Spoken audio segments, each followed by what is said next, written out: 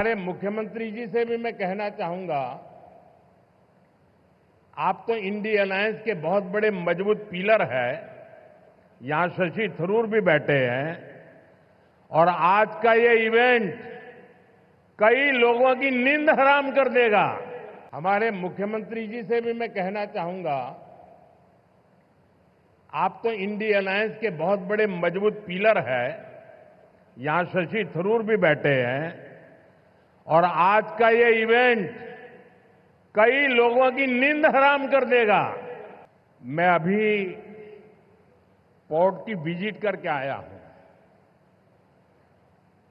और गुजरात के लोगों को जब पता चलेगा कि इतना बढ़िया पोर्ट ये अदानी ने यहां केरल में बनाया है, ये गुजरात में 30 साल से पोर्ट पे काम कर रहे हैं, लेकिन अभी तक वहां उन्होंने ऐसा पोर्ट नहीं बनाया।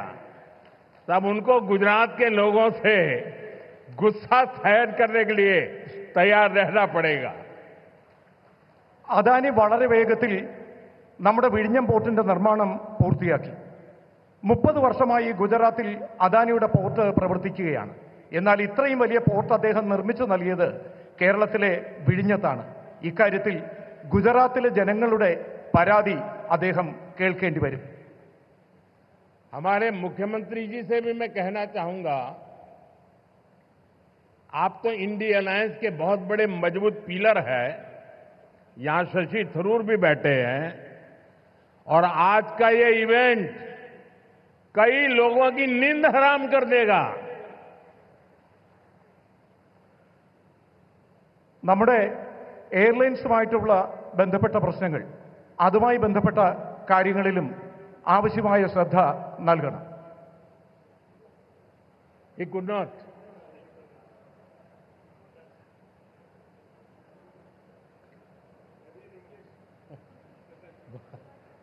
वाल मैसेज चला गया जहां जा रहा था।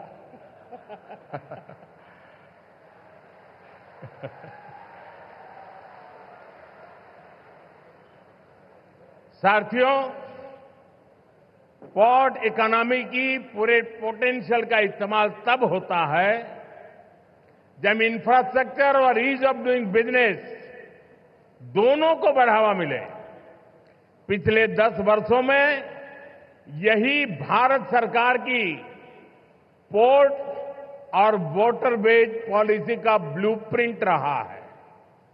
हमने इंडस्ट्रियल एक्टिविटीज और राज्य के होलिस्टिक विकास के लिए तेजी से काम आगे बढ़ाया है. സുഹൃത്തുക്കളെ, പോർട്ട് ഇക്കോണമിയുടെ മുഴുവൻ പൊട്ടൻഷ്യലും ഇപ്പോൾ പ്രയോജനപ്പെടുത്തുകയാണ്. ഇതിനുള്ള ഇൻഫ്രാസ്ട്രക്ചറും ഈസ് ഓഫ് ഡൂയിങ് ബിസിനസ്സും രണ്ടും പുരോഗമനത്തിലേക്ക് സഞ്ചരിക്കുകയാണ്. കഴിഞ്ഞ 10 വർഷത്തിനുള്ളിൽ ഭാരത സർക്കാർ പോർട്ട് വാട്ടർവേജ് പോളിസി അതിന്റെ ബ്ലൂ പ്രിന്റ് തയ്യാറാക്കിയിട്ടുണ്ട്. നാം ഇൻഡസ്ട്രിയൽ ആക്ടിവിറ്റികൾ, സംസ്ഥാനങ്ങളുടെ ഹോളിസ്റ്റിക് വികസനം എന്നിവയുടെ പ്രവർത്തനങ്ങൾ വേഗത്തിൽ മുന്നോട്ട് കൊണ്ടുപോവുകയാണ്. भारत सरकार ने राज्य सरकार के सहयोग से सागरमाला परियोजना के तहत पोर्ट इंफ्रास्ट्रक्चर को अपग्रेड किया है, पोर्ट कनेक्टिविटी को भी बढ़ाया है. पीएम गति शक्ति के तहत वाटरवेज, रेलवेज, हाईवेज और एयरवेज की इंटर कनेक्टिविटी को तेज गति से बेहतर बनाया जा रहा है. ईज ऑफ डूइंग बिजनेस के लिए जो रिफॉर्म्स किए गए हैं, उससे पोर्ट्स और अन्य इंफ्रास्ट्रक्चर सेक्टर में भी इन्वेस्टमेंट बढ़ा है. ഭാരത സർക്കാർ സംസ്ഥാന സർക്കാരുകളുടെ സഹകരണത്തോടുകൂടി സാഗർമാല പരിയോജന അതിന് കീഴിൽ പോർട്ട് ഇൻഫ്രാസ്ട്രക്ചർ അപ്ഗ്രേഡ് ചെയ്യുകയാണ്. പോർട്ട് കണക്ടിവിറ്റിയും വർദ്ധിപ്പിക്കുകയാണ്. PM ഗതിശക്തി പദ്ധതിയുടെ ഭാഗമായി വാട്ടർവേസ്, റെയിൽവേസ്, ഹൈവേസ്, എയർവേസ് ഇവ തമ്മിലുള്ള ഇന്റർ കണക്ടിവിറ്റി അതിവേഗം മുന്നോട്ട് കൊണ്ടുപോവുകയാണ്. ഈസ് ഓഫ് ഡൂയിങ് ബിസിനസ്സിനായി നടത്തുന്ന റിഫോമുകൾ ഇതിലൂടെ പോർട്ടുകളും മറ്റ് ഇൻഫ്രാസ്ട്രക്ചർ സെക്ടറും അവിടെയുള്ള ഇൻവെസ്റ്റ്മെന്റ് വർദ്ധിപ്പിക്കുകയാണ്. इंडियन सीफेरर्स उनसे जुड़े नियमों में भी भारत सरकार ने रिफॉर्म्स किए हैं और इसके परिणाम भी देश देख रहा है.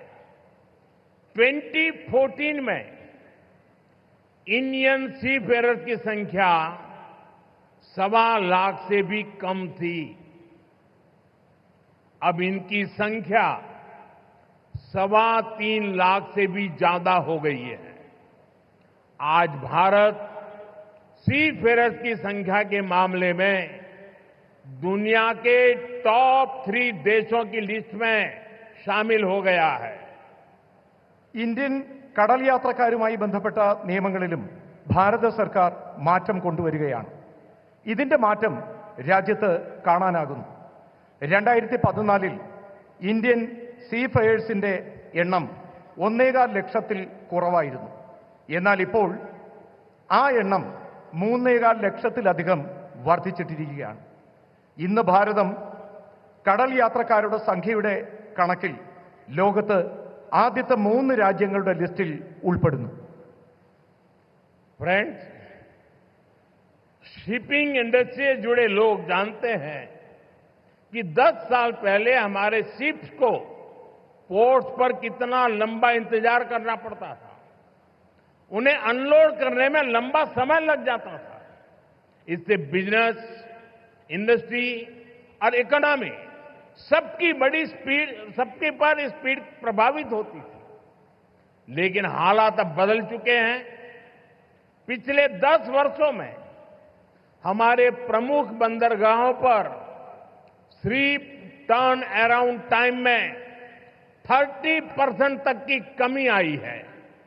हमारे पोर्ट्स की एफिशिएंसी में भी बढ़ोतरी हुई है, जिसके कारण हम कम से कम ज्यादा कार्गो हैंडल कर रहे हैं.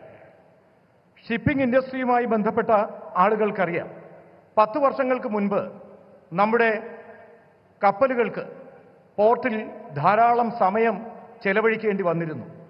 സാധനങ്ങൾ അൺലോഡ് ചെയ്യുന്നതിന് ദീർഘകാലം വേണ്ടി വന്നിരുന്നു. ഇതിലൂടെ ബിസിനസ്, ഇൻഡസ്ട്രി, ഇക്കോണമി ഇതിന്റെ എല്ലാം വേഗതയ്ക്ക് സ്വാധീനം ചെലുത്തി. എന്നാൽ ഇന്ന് കാലം മാറുകയാണ്.